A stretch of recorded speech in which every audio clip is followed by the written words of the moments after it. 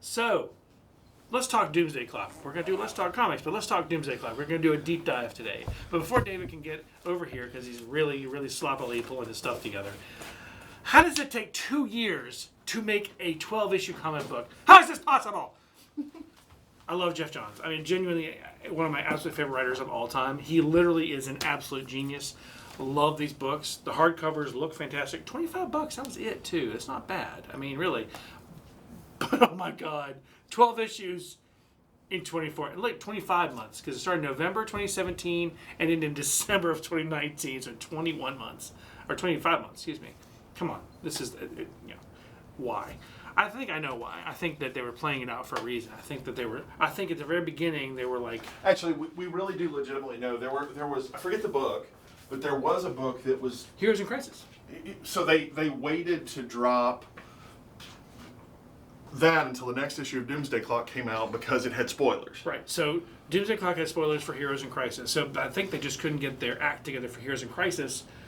It was not supposed to be 2 years. It was supposed to be literally a single year. That's it. Tom King's a military guy. He doesn't have procrastination issues. But I'm not talking about Tom King. I'm talking about Jeff Johns, who Jeff Johns has actually been one of the editors-in-chief of DC for a very long time. Yeah. So this was Jeff. Still? Oh yeah, he's still one of the heads there, because he's literally a genius. So, and I mean that in all seriousness. I never heard him talking. I've never heard interviews with him where he talked about how he came up with this, but I'm hoping that he consulted Alan Moore at some point. I really do. I don't think he did. I think that he kind of was like, I'm going to go with Alan, and we're going to try our best to kind of be cool about this, but, probably not. So we had an interesting conversation, I don't remember, it was last Sunday, about whether the mime and marionette were from the original Watchmen. No, we were walking. Yeah, well, we were walking the other day. Yeah. So we walk in the morning together and try to get in shape and mostly just make our knees and ankles hurt. But, yes. Hey man, I got 6 miles on Sunday, or on Friday, so I'm feeling pretty good. For you, man. Or 5.88, that counts, right? So rounded up 6, yeah. The book opens on the Watchmen universe. Mm-hmm. And, well, actually, or does it? Hold on. Yeah, book opens... Oh, no, momento, por favor. It does. It opens on the Watchmen universe. Because... No, it doesn't. It opens on the DC universe protesting... metahumans. Protesting metahumans. Right. And talking about the Superman theory? Mm-hmm. Or the Superman... Superman theory. Yeah. So, and then we fade over to Ozymandias and Rorschach in the Watchmen universe. And this is Ozymandias after the happenings... It's been about 7 years. After the happenings of Watchmen. So it should be 1992. Yeah. Actually, is it exactly 7 years? Because November 1st, 1992? It's exactly 7 years. It's exactly 7 years. Because the fake squid, the fake magic squid thing... What does Alan Moore have about November? I don't know. I'm going to talk about dates through this book, and I didn't realize that dates were such a significant thing until... you did a deep biblical dive on this, is what you did. Oh, I did I literally just reread it thinking, okay, let me refresh my memory. But you literally did a deep... in the first trade, I have 2 little marks. And I'm going to say, guys, here, I want to say it. If you pick up Doomsday Clock in these collected editions, they're really nice. They come with a nice slip cover. You buy issue 1 in its own volume, and then you buy issue 2 separately with a slip cover. Nice. Yeah. It's a really nice, it's handsome on the shelf. But I'm going to tell you, if you've never read this before, you're going to start reading with Volume 1, obviously. It's a little hard to read. This is a hard book to get through. I'm going to tell you, if you come into this having read Watchmen, and you really should, and I hate Watchmen, so that's a hard thing for me to say, I have taste. What's wrong with you? Ben agrees. Watchmen is a genius. On 9 things out of 10, he agrees with you. And where's the friggin' Let's Talk Comics t-shirt? But he agrees with me that Watchmen is a masterpiece of writing. It is not. It is, absolutely. It is political harpooning. There's political so anyway, harpooning, sure. So the first 6 issues of this, to me, are very difficult. It does get better about what would be issue 4, because you start getting the Joker and you start getting Batman. Mm-hmm. And you start getting some real ties into the universe. But the front of this is very heavily loaded. And one of the things it does, and the reason that it's important, are these 2 characters. Marionette and Mime. The Marionette and Mime. And they are not original Watchmen characters. No, new characters. Jeff Johns wrote and created these, maybe with Gary Frank. I don't know creatively who owns what there, but DC owns it all. But they created these two characters specific for this story, and there's a chance we'll see more of them. Yep. Spoiler alert. Well, there's a reason that issue 1 of Doomsday Clock is still very valuable, because it's the first appearance of Mime and Marionette. Right. So we don't know if we're going to see them ever again. We probably will. So Rorschach goes to a prison where Marionette is being held. Actually, the Mime and Marionette, how they're both in the same prison. Apparently they've solved rape. It's a superhuman prison, I believe. That's what I think it's supposed to be. Rorschach is breaking out Marionette, and we have no idea why. Because Marionette is one of those true dyed-in-the-wool villains. Right. And you find that out over the course of the book. She refuses to leave the prison without Mime, who is her husband. But their powers work together. Right. And they have their power set is, I've never seen anything like it in any universe. It's very unique, because the Mime, when he does something, like he goes to shoot you, he shoots you. He just has invisible guns. You see him get the invisible guns, or you don't see him get the invisible guns, but he knows they're there. Why can Wonder Woman have an invisible plane and he can't have invisible guns? Okay. It is really great. He's a metahuman. And Joker eventually makes the joke, I didn't see that coming, and you die a little bit inside. Yeah, because it's pretty funny. So we see Rorschach, but the first thing we think is, who the hell is this? Rorschach was killed. So Rorschach has 3 hours. Rorschach, who is dead. Manhattan vaporized him in Watchmen. Again, you should read Watchmen first. I'll be honest, you could watch the movie. It's almost panel for panel. The longest 3.5 hours of my life. It's almost panel for panel till the end. It's horrible. It's fantastic. The cool thing you can do with the comic is when they cut to the Black Cell story, you can just skip past it. And when they're talking about crap that doesn't matter, you can just skip past it, because Alan Moore gave a 10,000-page script for what needed to be about 50 pages. You could have told that story in much less time. And that's probably what happened to Jeff Johns, is the spirit of Alan Moore, even though he's living, invaded Jeff Johns, and Jeff Johns just wrote a whole bunch of garbage that didn't matter to couch in a story that did. Because the first 3 or 4 issues, there's details, but the details don't actually amount to a whole hill of anything. But the details are good, because we need to know what's going on with Superman theory. We know why they're protesting. We don't know because why Batman gets involved at all. Well, so on quote unquote our Earth Prime, the populace is pissed at all of the superheroes except for Superman, and they're wanting superhero legislation. And the theory is that when Superman presented himself, April 18th, 1938, that the U.S. government then went into this huge project that created superheroes. So back on the Watchmen Earth, which I think maybe Earth 8 now. Is it Earth 8? I don't know. I think you're right. I think it is Earth 8. Please see Multiversity for the answers to this question. Or don't. Or don't. Sometimes you just don't need to know. So we were supposed to be recording here as well. Shit. Hey,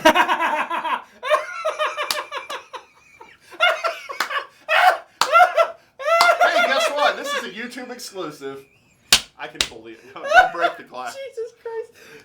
I'll pull the audio. It'll be fun. Oh, Christ. I quit life. We got so excited about talking, we forgot to hit the record button. Oh, man. So this is the first time that's happened, that we have had a camera rolling and could just roll on. Because the only time that's actually ever happened other than that is we were just started talking and we forgot to hit the record button. Yeah, basically it got lost. We're 20 minutes in, we're like, shit. Damn it. So we had to go back. So, anyway. That's funny. This is why we don't edit anything. Leave the bloopers in. So anyway, Rorschach has 3 hours and change to get these guys out of prison. And the reason for that is there's a nuclear missile going to hit. And so Rorschach gets them out. Well, that's been the whole point about Doomsday Clock in the Watchmen universe, is essentially Adrian Veidt was like, hey, he essentially has caused all this. He literally is the cause of all of this. He thought he was smarter than everybody else. Okay, but he was. He broke their Earth's dependence on fossil fuels. He cured cancer. He Well, no, he didn't. No, he didn't. That's an important story point. He did cure a lot of diseases. He cured his own cancer. He never had cancer. Right. He never had cancer. So in order to get he tricks. He fixed world hunger.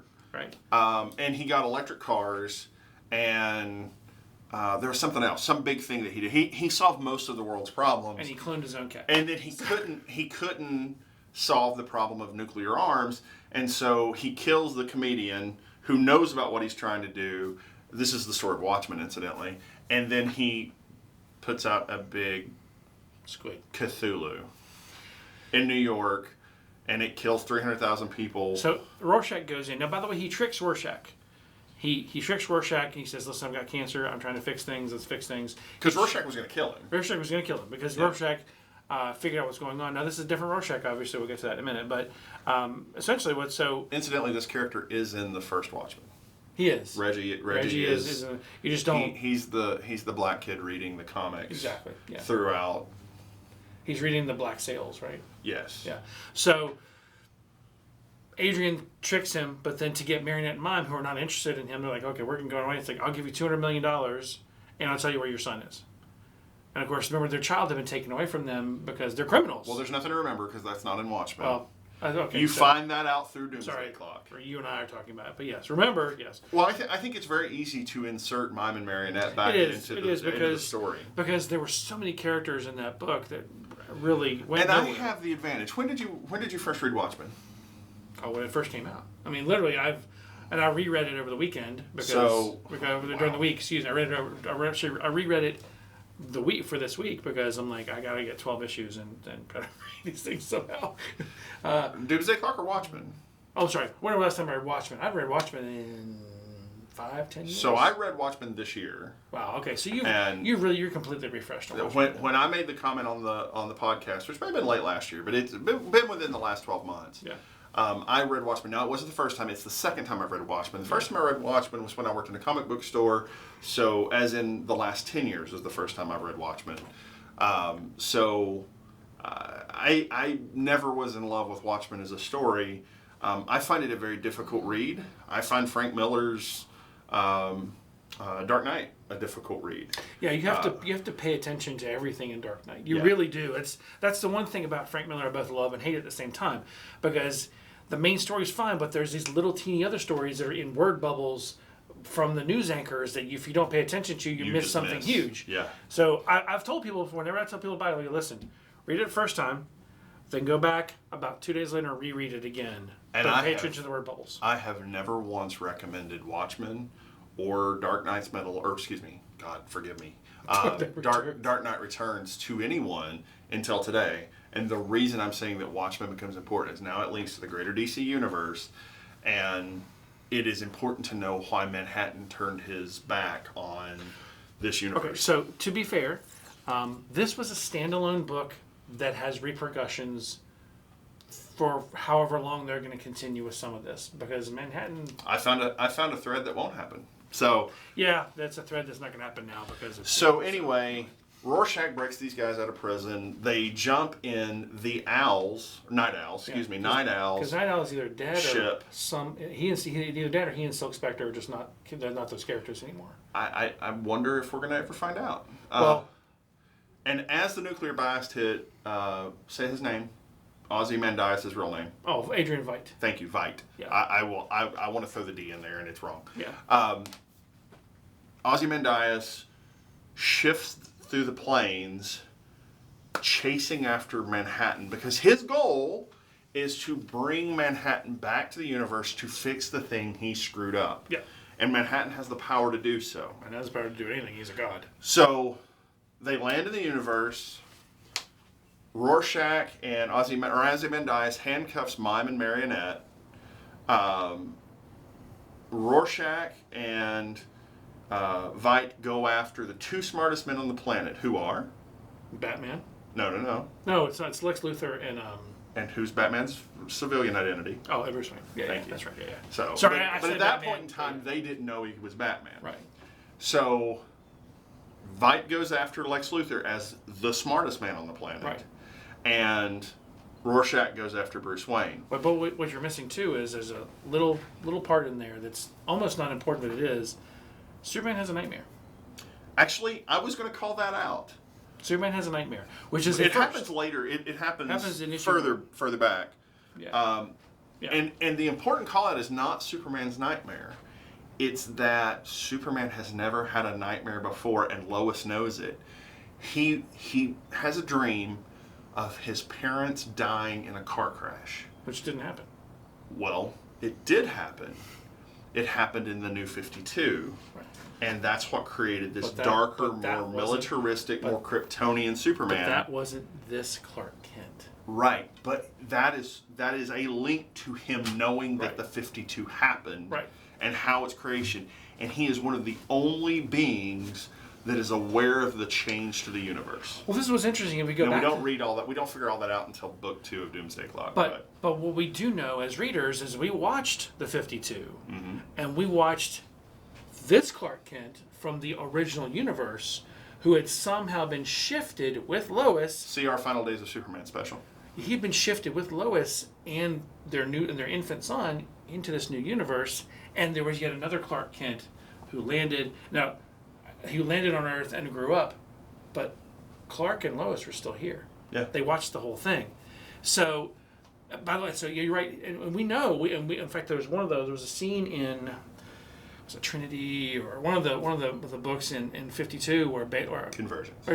Is it Convergence or? If you're going to talk about Baby Rebirth. John. I'm sorry, Rebirth. There's a scene in Rebirth where Batman and Superman are talking, and Batman's like, "How do I know you?" It's like, no, you don't understand. I know everything. That was in Final Days of Superman. Was it Final Days of Superman? It was in Final Days of Superman after Convergence had been released. Like, I know everything. I know everything that's going on. You don't, but I do. This deep dive where we've been doing these episodes has been really good for my DC continuity. It is, and I'll be honest. After going back through Flashpoint and Convergence, I mean, it gets to be confusing all the stuff we've done. But so in true villain form, Mime and Marionette break out, and they go and start doing criminal things. Of course. And initially, they think they're going to be able to rob banks, and then they find out that Richard Nixon isn't on our money. Because in their universe, all the money has Richard Nixon's picture on it, which means that if they do get back home, it's useless to them. So they give that up. Like, why bother? And they end up going into a bar full of Joker's goons who are all tattooed with the Joker's face. And the big thug goon talks trash to a Marionette who uses an invisible garrote wire and does a flip and cuts his hands off. Yeah. And they kill basically everybody in the bar. And just to get Joker's attention. It attracts Joker's attention, who then shows up. Now, if you're me and you're reading at this point, you're going, oh my God, the Joker's from the Watchmen universe. That's Mime and Marionette's son that's missing. Oh my God, that's amazing. Jeff Johns, for you putting the breadcrumb that could be a thing in there, you're a genius. And I love you. Hats off to you. You're awesome. Still could be a thing, but not really. We do know who adopted John, their son. It was Silk Spectre and Night Owl. Yeah. He adopted them. Yeah. They adopted him, excuse me. Yeah. So we do know that. Actually, they adopted their daughter and their son. Anyway, so they're doing their things, and they end up running afoul of Joker.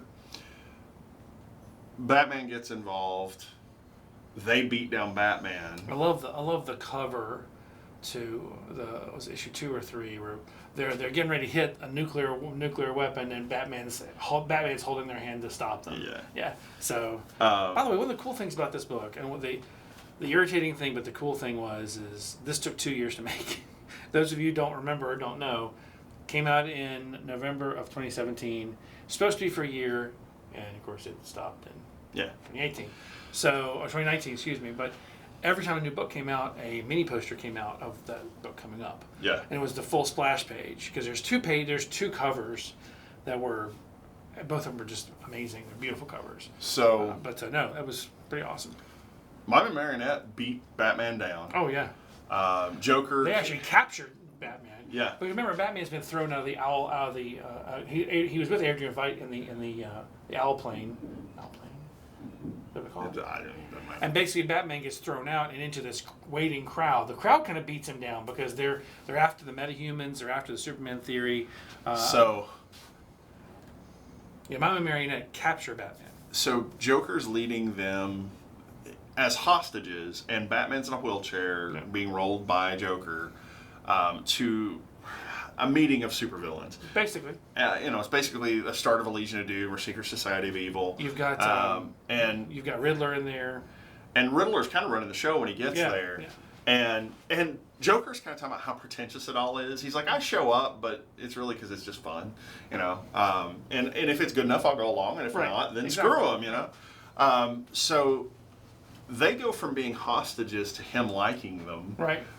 Because of them capturing Batman, and so they show up to this thing, and Riddler's giving a speech, and this blue character named Typhon is throwing air, smacking around one of the villains, and all of a sudden his head just explodes. Let's go back 1 minute. So we see Dr. Manhattan go and do something that's almost out of character, but he as comedian is being thrown off the building, almost at his death. He gets yanked back right before he dies. Where in the hell did that happen in this comic? That did not happen in this comic. You're adding you've dreamt that up. No, it had to have happened. It did not happen. Then it is heavily implied. Okay, so but you don't see Manhattan until the second volume. So Manhattan. The comedian is in our universe. The comedian is in our universe, rescued him. And we don't find out why until right here at the end. That's actually a note that I have in here. This is literally the scene I'm talking about, where he shoots them. But anyway, so he breaks up this thing. And comedian just starts. He kills Typhoon, but he starts shooting everybody. Well, he's after the mime and Marionette, and exactly. And that's not what John sent him to do. No, we don't find out until a little later what John sent him to do. But John specifically sent him to do a thing.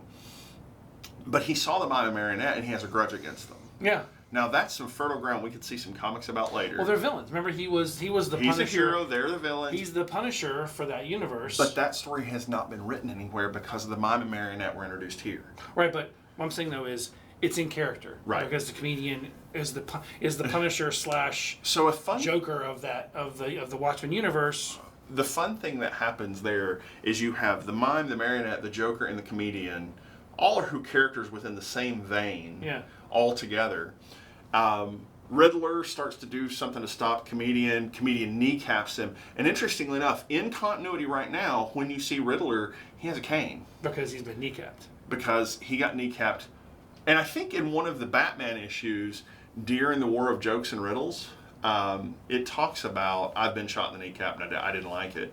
And so we make sure, because he shows up with thugs to talk to the Joker. So, but anyway, we do know this is set in continuity. This is set in continuity. But when it first came out, we're like, this can't be. But then we realized, because you see the clues later on, it was set in continuity. It's interesting. Set in 10 years ago continuity. Well, or 20 years ago. We can place it. This note places it. Yeah. So Lois is trying to break a story with the Superman theory, and Perry White's going off on her. And she goes into his office and comes out and is talking to Clark. And she says, is it too late to ask someone else to be John's godfather? And Clark responds, 10 years too late. So John's 10 years So old. John's 10. So we know that this is set in main continuity when John Kent is 10. So, end book 1. Now we actually start to see some things that matter. And we see in the fracas of that whole fight between Batman and the comedian and all those supervillains, and he's blowing people away, the mime and the Marionette grab the comedian with the Joker. They go back to Joker's lair, and while they're there, they're beating up and interrogating the comedian. And they're asking him where Manhattan is. Because clearly, he's from their universe. He knows where Manhattan is. And he says, I don't know. I was just told to kill Ozzy's cat. Bubasta. Anyway, something like that. Yeah, stupid cat with a stupid name. Why? Because the cat has a sliver of Manhattan in it. It's a Manhattan detector. It's a Geiger counter for Dr. Manhattan. It is. That's right. So Batman breaks in, allows the comedian to get away. They kick the shit out of Batman. And right when that's about to go really bad, Ozymandias walks in, who, by the way, is walking around with Johnny Thunder and Saturn Girl. Irma Ardeen. Yeah, Irma Ardeen, Saturn Girl. And who neither of them should exist. Right. Neither of them, they're outside continuity because both of their continuities are gone because of the Big Blue. Which is why we haven't had a Justice Society book, and which is why we hadn't, up until very recently, had a Legion of Superheroes book, because John changed something. And they just can't stop but show his wang. They cannot stop. We can't put pants on this man. Because he doesn't think to wear pants. I get that, and I get why. I'm just saying... It is, okay. You can become a nudist, and you have been conditioned in your life to cover your private parts. Manhattan is so divorced from his humanity that he doesn't think about it. Right. And so it is. There's no shame. There's no nothing. It's not even aware. And I love Joker's comment. Would you put on clothes for God's sake, or at least for mine? And Joker's, very much feigning, frustration with John. And then John grabs all the people from his universe, leaving Joker and Batman there, and takes them off to have a conversation with them. And basically, Rorschach finds out that Adrian was lying. That Adrian Veidt is lying about having cancer. And so Rorschach turns on him. He tells the mime and the marionette, the reason I spared you back when you were at that robbery where I vaporized people for the same thing is not because of what he's telling you. It's because you have had a child that was going to bring someone I love joy. And basically then you find out that when she gave birth in prison, the child was pulled away, and it was Silk Spectre that adopted it. And Night Owl that adopted it. They really piss John off, and John's like, I'm not going back to save your world. And then we roll forward kind of into the continuation of the story, which is finding out that John, who can see all of time forward and backward and doesn't see it linearly, can't see past this point where he meets Superman. And you have this beautiful picture of a red-eyed Superman charging forward with his fist out that John can't see past. So during all this, what's happened is we find out that when John, Dr. Manhattan, came to the continuity to Prime Universe, he meets this Hollywood actor who, by the way, it's actually in comics. The character he played is actually in comics back in the 1940s. Coleman Carver. Yeah. So meets the actor playing Coleman Carver, and who is a detective. And basically, he befriends him. He kind of helps him throughout his acting career because he's not doing anything. Suddenly, he can get acting gigs because Manhattan is coaching and helping him.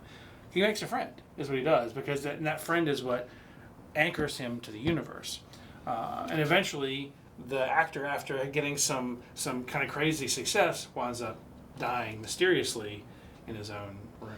So, when Manhattan made this friend, he did another thing too. He realized that he existed in a multiverse, but there was something going on bigger than that called the metaverse. And that the metaverse will react to change. Right. So he goes back in time, and he pulls the Green Lantern that saved Alan Scott 6 inches out of Alan Scott's reach, killing Alan Scott. The Magic Lantern, yeah. Which is the catalyst that resets the entire New 52. Yep. No Alan Scott means no Justice Society, which means that Superman didn't join the Justice Society, which means a whole host of things happen. Yeah, so it's the butterfly effect in a quite real situation. But what happens too is, you see later on, he's actually holding one of the Legion flight rings in his hand. And he makes that disappear too. So during all of this, Firestorm goes to Russia to address something. To address the concerns about... Because Firestorm, he keeps saying, hey, we're not we weren't created by the government, which they were actually. He specifically was. He is because of Stein. Dr. Stein knew that they were going to fuse. Now, Ronnie Raymond didn't know this. Yeah, and he had been groomed. Exactly. To even though he's kind of a dummy, he was groomed to because he has father issues, because he's easy to manipulate, because he has an attitude problem, because he's volatile. Yeah. He is the ideal host body for Stein's intellect. Right. And so that is a completely different Machiavellian, almost evil Stein. But is it? Well, that's the thing. It's certainly one that isn't in touch with humanity, because that's functionally rape. I mean, taking over someone's mind. But Stein was always an ass. I mean, no matter what comic he was in, I believe this is. The only good Stein is the Victor Garber Stein, and he's just generally a sweetheart. Right. But I look at this and I think back and I go, well, Jeff Johns just kind of he retconned a little bit, but not really. He was always an ass. So what he did was he gave us some clarification on who Stein really was, because Stein was always a dick to Ronnie. Always. So Pozar, who is basically the Russian Firestorm, shows up to fight Firestorm with his team, and a bunch of tanks come down on Ronnie Raymond, and Ronnie, in a moment of panic, releases a blast that turns people into glass. And Firestorm's not supposed to be able to affect biological matter, but he can. Right. He can. He shouldn't, because it really can destroy things. So Superman then steps in and says... Who's not supposed to be on Russian soil. Right, because at this point they've said if any superhero from another country comes, we'll fight them, blah, blah, blah. Superman tries to intervene. He goes and he finds Ronnie. And he helps Ronnie. And he helps Ronnie turn one child that had been turned to glass back human. And so they go together to Russia, to where all these... To fix everybody. Glass people, because now he can fix everybody. Right. And they attack, and the army's firing on them, and is hitting the people made of glass, killing them. They're firing at Superman, and it's bouncing off Superman, and it's hitting the people. And Superman, of course, because he sees these people being murdered, loses it. And then suddenly this blue blast triggers. Now, when I first read this issue, I thought, holy God, Dr. Manhattan triggered that. No, Ozymandias triggered that. Exactly. To blame it on John, who's walking around on Mars like a lost bum. Right. Like a drunk who doesn't know what to do anymore. So, he's just stumbling around on Mars. So the Super Friends they go to Mars to confront this god. Basically every good superhero, except for Batman, who's too beat up to go, and Superman, who was caught in the blast with Firestorm. But here's my favorite thing.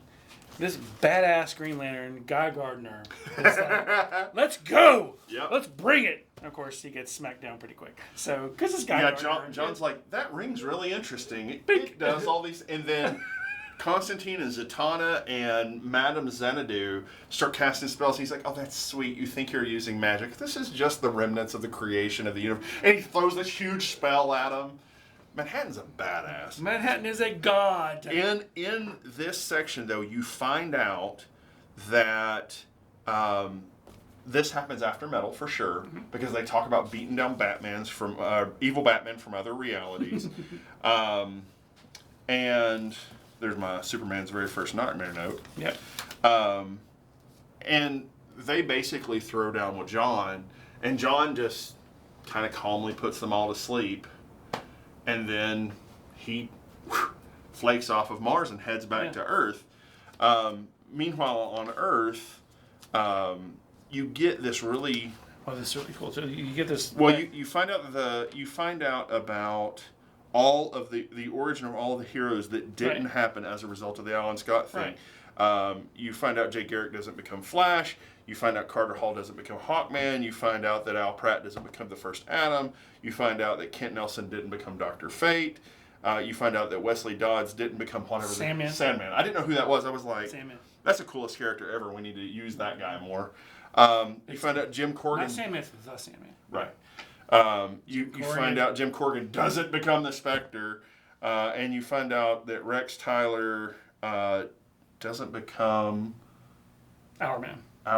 Yeah, Our Man, you know what his power is, right? He has a special super soldier formula. It can only be used for an hour. Oh, that's cool. That's why it's called Our Man. And Johnny Thunder, who is basically their butler. Yeah. and his genie see you. Yeah. Don't form the Justice Society. Right. And you find more out about the death of Superman's parents. You find out, this part is really important, Superboy. that the Legion isn't formed because Superman doesn't travel to the future, going from Superboy to Superman. Yeah, so that was a big deal about the universes that we read.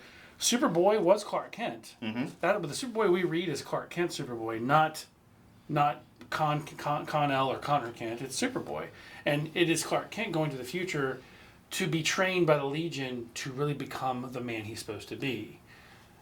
And there's another interesting thing that happens at this point. I lied to you, and I didn't mean to. That's the reason I took notes. We said that there was only one hero that was really kind of aware of his changes. Superman. Sure, of course. Through his dream. Right. Wally West is aware too. Yeah. So Wally was in the Speed Force at the time the change happened. He zooms out and tells John, I don't know who you are or what you're doing, but no, they'll stop you. And John goes, and pushes him back into the Speed Force. Which then causes rebirth. Yeah. So, we find out about the death of, and you're right, of Wally, Coleman Carver, Wally or Carver has, Coleman. You're right, Wally has been fully aware this entire time of what's going to happen. Yeah. Yep. And by the way, one of the things that's really cool about this whole, if you go back to the beginning, is that Lois Lane goes to Lex Luthor and he says, I've found these. That's not the beginning. Dude, you've got it way out of order. Is it? It happens here. Happens here, okay. So you're in like issue 10 or 11. I thought it happened earlier on, but okay. No. It's an easy thing to mix up. Yeah. But everywhere that John goes, and he's not even aware he's doing it, he drops the picture of him and his girlfriend from the 50s in his universe. And he's been dropping them since April 18th, 1938. Right. Why is April 18th, 1938 important in the real world? Superman. Why is it important in the real world? Well, that's the first Action Comics #1. Publication date of Action Comics exactly. #1. Yeah. And actually, there's several dates in here that become important. November 1st, 1985 is when the Watchmen... Infinite Crisis? Or that's Watchmen? That's Watchmen. Okay. Gotcha.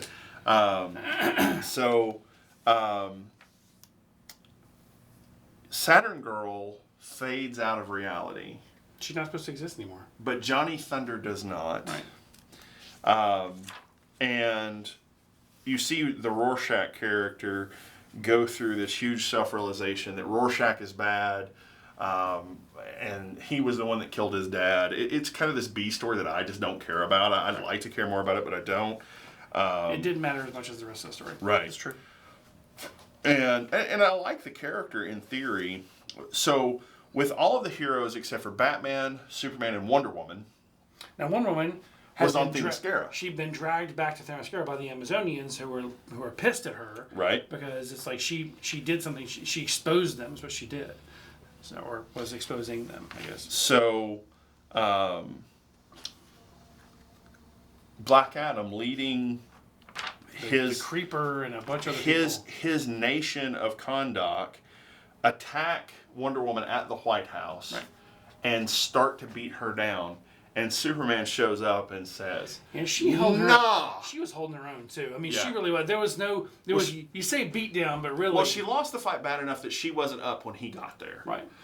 So it ends up being a fight between Superman and all of those heroes. Now, Black Adam alone is pretty much toe-to-toe with Superman. He's not quite enough to take Superman down. That's magic. That's why. It's one of his vulnerabilities. Yeah. But he's got tons of other villains with him. And you see them throwing down, and John shows up to witness the whole thing. So when John shows up Dr. Manhattan shows up to witness the whole thing, he believes that Superman is destined to kill him. And instead of Superman killing him, he knocks Posar out, who was about to hit Manhattan from behind. Right. Because the big blue Boy Scout is eternal hope. He would fight to his own death and has done it many times throughout the universe. And John goes... He rethinks everything. Oh, I screwed up. And as Superman's standing there almost beat down saying, John, help me. I don't know who you are, but I know you're powerful enough to help me. Please help me. John goes, All right. And he goes back and he puts the lantern Where it's supposed to be. back where it's supposed to be. So Alan Scott happens. All those other heroes happen. And like it chokes me up, man, talking about it. The universe fades to black. The universe resets. There's the Kryptonian ship. There he lands on Earth. But it talks about the universe, the metaverse, shaping the universe around Superman.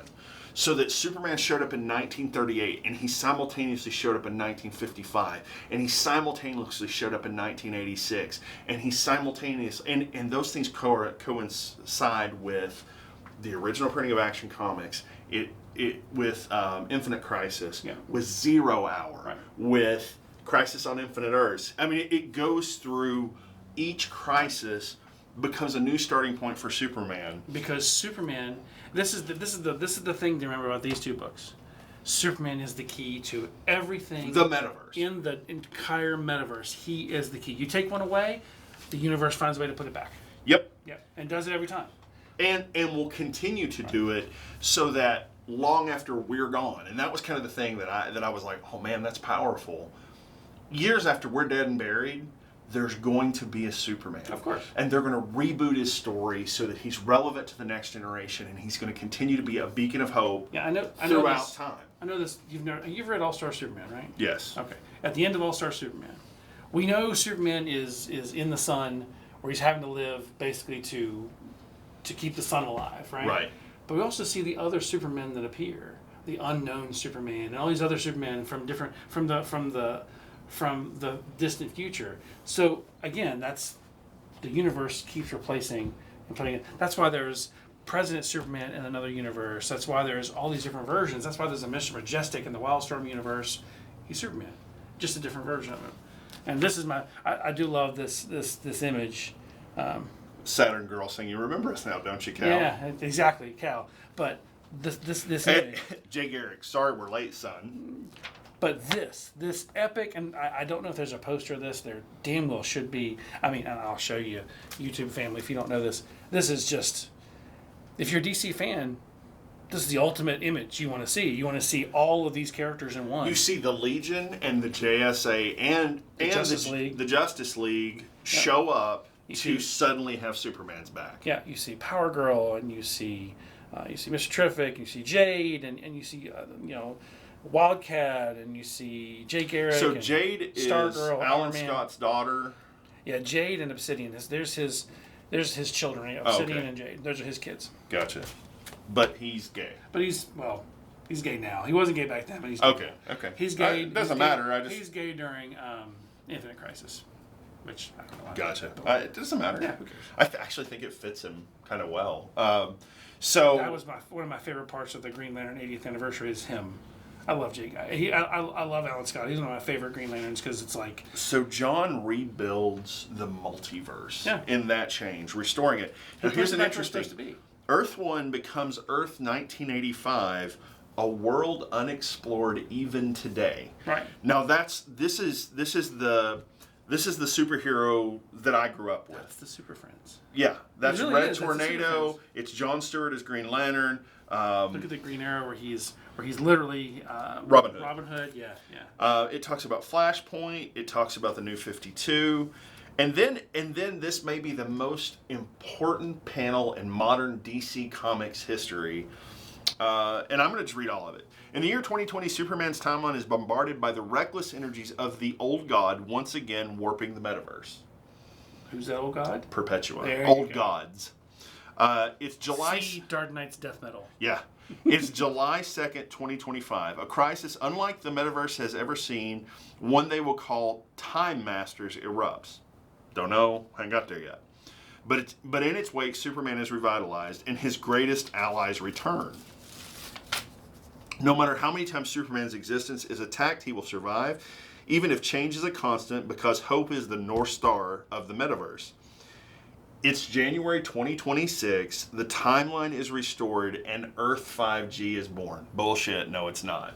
That is the thing that won't come to pass. No, but it's 2026, we may have a 5G by that point. I don't think so, though. I think 5G was just a dream. Now, this is a thread they've pulled.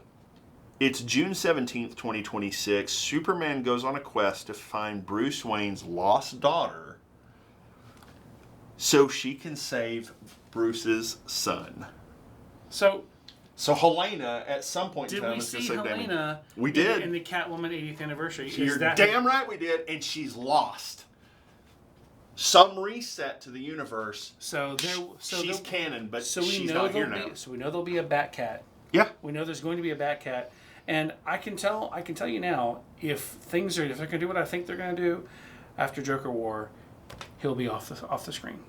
After Joker War, I think I don't think they will now. I think that was the original plan. You think they're going to change it? On July 10th, 2030, The Secret Crisis, which, God, we've been so excited about Secret Crisis, begins throwing Superman into a brawl across the universe with Thor himself and a green behemoth stronger than even Doomsday, who dies protecting Superman from these invaders. Hulk! Or they could be talking about the JLA Avengers. I don't know, it could be. Yeah. In its wake, Superman's... Remember in JLA Avengers, he has the Mjolnir and the shield. Yeah. So, yeah. In its wake, Superman's timeline shifts forward again. It's amazing. And then it talks about Superman in 2038, Superman in 2045, Superman in 2068. Yeah. This is where the book starts to actually resolve. And I'm really sad about one of the resolutions because Comedian takes things into his own hands and kills Ozymandias. Shoots him, kills him. Oh, yeah. Done. Or so you think on this panel. Lex Luthor shows up with a vibrational frequency gun because, Lex Luthor has one, and shoots the Comedian. Remember, that's not his. That belongs to the Fortress of Solitude. Oh, does it? Yes. That's funny. I didn't know that. So that sends the Comedian back to his place in the timeline, which is him following out of the window. I think John was going to let him live. I think John was going to correct the timeline in the Watchmen news. I think John forgot about it and didn't care. Possible. Well, I think he was going to reset the continuity because if Comedian doesn't die, goes to this universe and then shows up back alive in 1985 in the Watchmen universe, he exposes... Vite. Thank you. I can't do that. I'm so sorry. He exposes Vite, and that changes Watchmen, and Watchmen never happens. Right. If Watchmen happens, it's just there's not going to be a nuclear war because Vite didn't happen the way he did. There was no fake anything. Rorschach takes off his mask. The original Rorschach wouldn't be dead. Right. Rorschach, Reggie, takes off his mask, saves Vite. Mime and Marionette say, "We want our son, damn it." And John explains what's going on there, and that they're not going to have their son, but she's pregnant. Which she doesn't know yet. Because they made love in a little side area while Comedian was killing people, because because you're a crazy villain. Right. And then we go to Carver Coleman, who turns out the reason his mother killed him. Right. Because he had been writing letters to his male lover. He was gay. Right. And she killed him. But we knew that early on. Yeah. That's something we figured out early on that he was gay. And now he's alive. Right. And him and his partner of 50 years or something are together. And it really very kind of a sweet story. JSA is restored. Ma and Pa Kent are alive, which is that's great. But JSA is restored, but it's not really restored. Because if JSA had been restored, so there would be an old Superman. But that old Superman has been gone for a very long time. But there are different JSAs. Right. Most of the JSA comics take place on Earth 2. Right. So Crisis on Multiple Earths is for the first time we see. In fact, have it over there. That's the first time we see the Justice Society and the Justice League cross over. In the same universe. Yeah. And in a universe where Clark is part of the Justice League, he wasn't part of the JSA. Right. He was inspired by the JSA. So, and that's this Superman. Right. And so we should get a Earth Prime, not Earth 1, an Earth Prime continuity where there is a JSA that did not have Superman and... One that did. No, that would still be the other Earth. Right. That would be Earth 2. Right. But Earth 2's gone now. Right. Because of Perpetua now, right? Am I guessing right?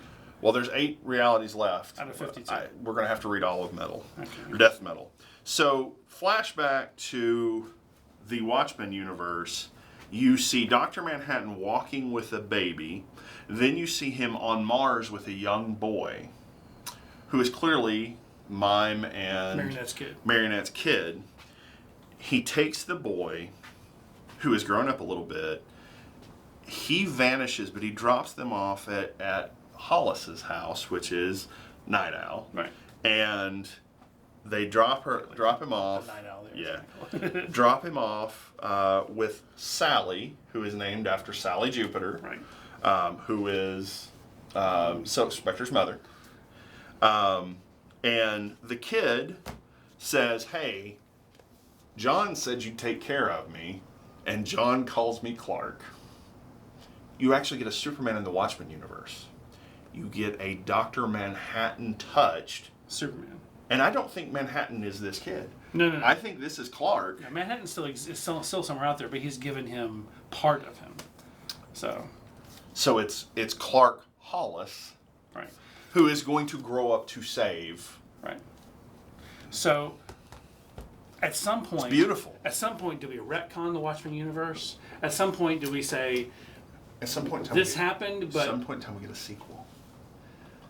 And Mime and Marionette are still in our reality. Wait, hold on though. Yeah, they're still in our reality. So, but here's the thing. So we do get a sequel, or do we go back to a certain point at the Watchmen book? It still would be a sequel. And so everything happened to a certain point, and now we move forward without certain things.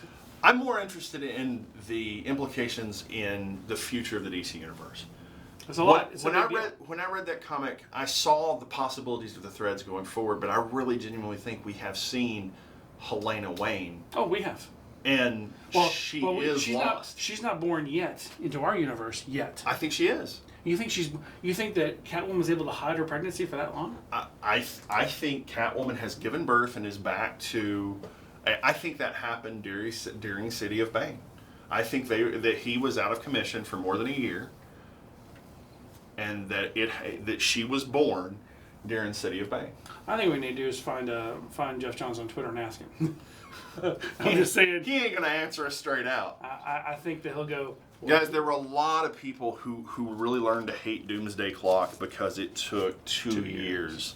And actually, the reason we forgot to hit record on the voice recorder is because I took so much joy in letting Garin rant for the first few seconds of the show. But the reality is it wasn't so much of a rant as the hell, because but see, again, I get it. This is the roadmap.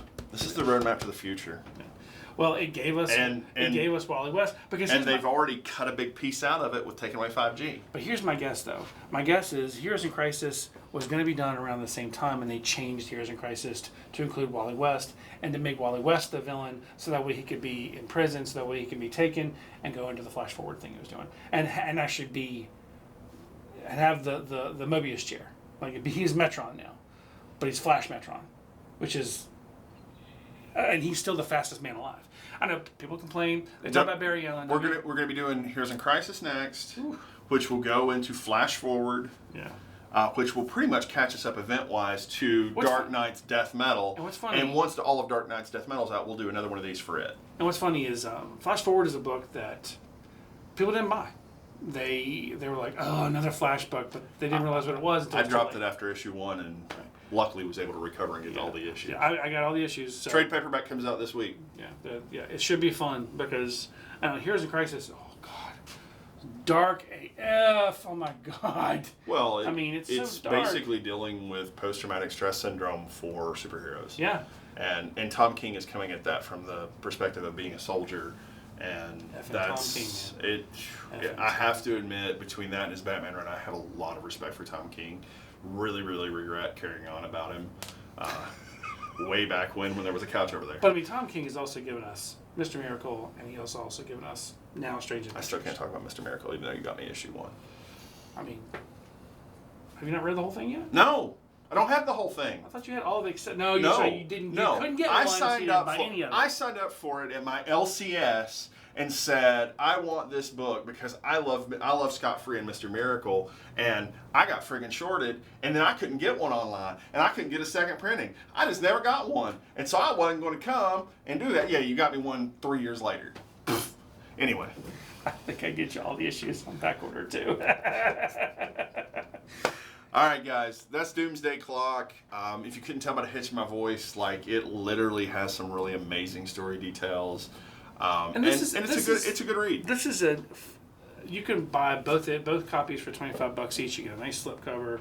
Honestly, it's a great purchase. If you're like, I got issue 1 and issue 2 was 6 months later, okay, fine, just go read the whole you've got thing. a valid point, but at the same time, I think honestly it's you'd time enjoy to read it. So yeah, thanks for watching. We appreciate it. We love kind of performing for you guys because it's fun, and we love. Did you forget to record? No. Oh, okay. Did you think that was the look on my face? Oh God, I didn't record it. No, I was like the fact we've been missed talking one for 55 minutes. That's not bad. Not bad. All right, guys, thank you so much.